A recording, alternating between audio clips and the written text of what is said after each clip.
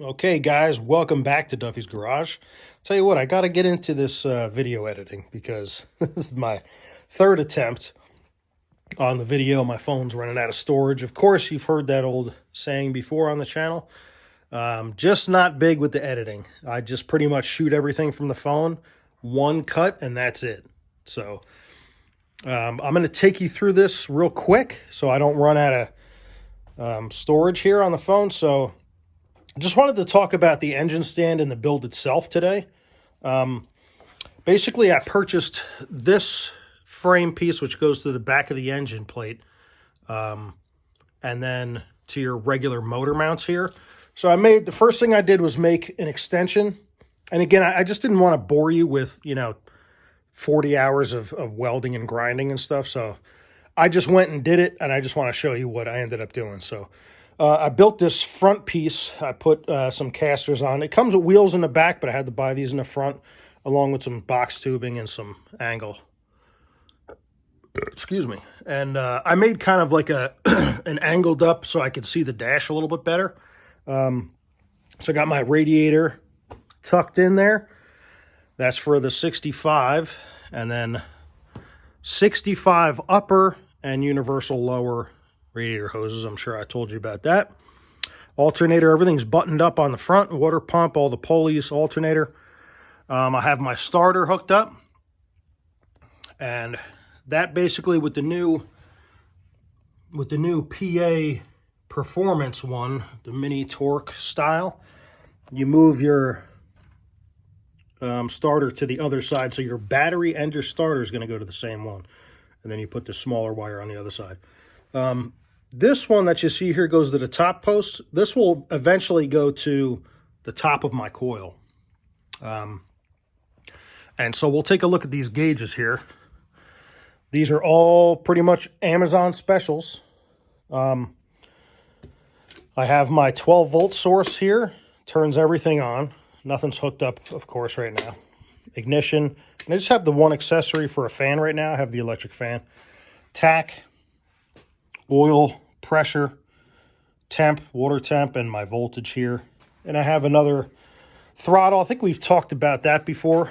But right off Amazon, it's for like lawnmowers. It's not like a free floating one. So if you put it up, it's going to lock there. So for me, I kind of like it because I'm going to have to do a break-in for like a half an hour, 20 minutes to a half hour. And I'm not going to want to sit there and hold my throttle. So it's kind of nice. I have it rigged up to that type of bracket there. Then it goes, I just wrapped it around the linkage there, and I put a spring. I put a return spring, even though it's not really functional right now. That's on there. All my vacuum ports are hooked up. The carb is finally buttoned down. Fuel lines are in place. And that's going to bring us to this fuel tank. This is another Amazon purchase. It's about the size of a football, maybe a little bit bigger. It holds, I would say it holds about a gallon of fuel. You don't really need much, but I just tacked it up to this upper frame here. And it comes with the lid and everything, comes with these brackets, but the only thing you have to buy is that little fitting. So I bought 1/4 inch by 3/8 fuel line size. And it's just a little 90 right there. In a perfect world, I'd like to have some type of shutoff, but maybe I could do something. I'll cut it and maybe do like an inline cutoff. So I'll address that. But when you're doing a tank like this, everything's got to be grounded. So I have the engine grounded, and I have the frame and everything is grounded. So that's something you have to do if you're kind of building in a fuel tank like I have here. So other than that, what I had to do, I'm going to bring you around to the back here in a second, but I had to bump out the rear because originally, like I said, it just goes to your engine. And technically, you could leave it like that, but how the hell are you going to start the engine? So you could put your flex plate on there, but you don't have a starter. So what I did was I just bumped this out about an inch. And this piece on the starter side, you do have to kind of custom make. You can see I kind of I cut it and then built it up with some supports on the inside around that starter. So this is what it looks like.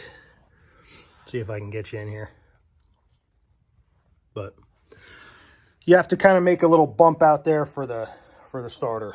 So with that in place, the other side is really simple. You just kind of have to notch out some of this, but you could put your flex plate on there, your separation plate, your the housing for the T5, and that way your starter's in place. You're balanced here from the rear. I got my flex plate on,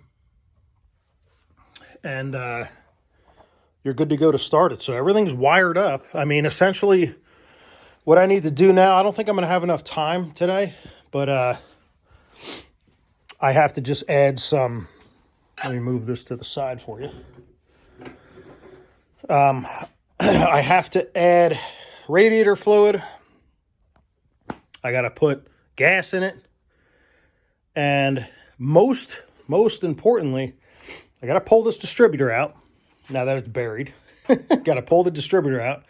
And that's going to really happen last because I'm going to fire it up as soon as I do that. But when you pull the distributor out, I have a special tool that goes in there and primes the oil and gets it up to pressure before you start it. You can't start the motor until you do that. So that's most important. And you got to do that right before you start it up. So just make sure I'm top dead center when I pull the distributor out. So I'll check the number 1 spark plug hole before I pull it out. It's just easier for me. I have everything kind of, I have a little mark there, if you could see that on the distributor.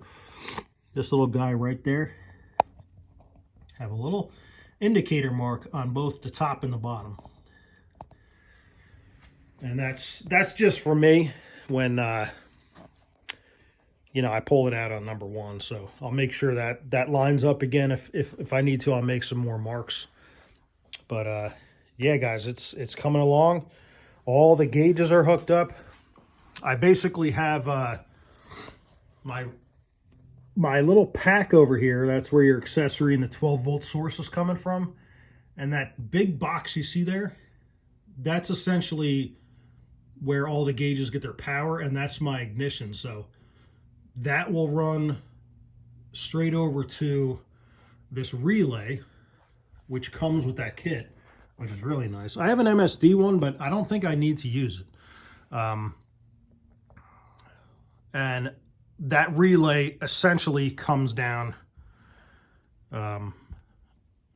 gets the 12 volt from here for the starter and all the other stuff going on here. I did JB weld the backside of this just so, you know, because I have this cheap ass wood.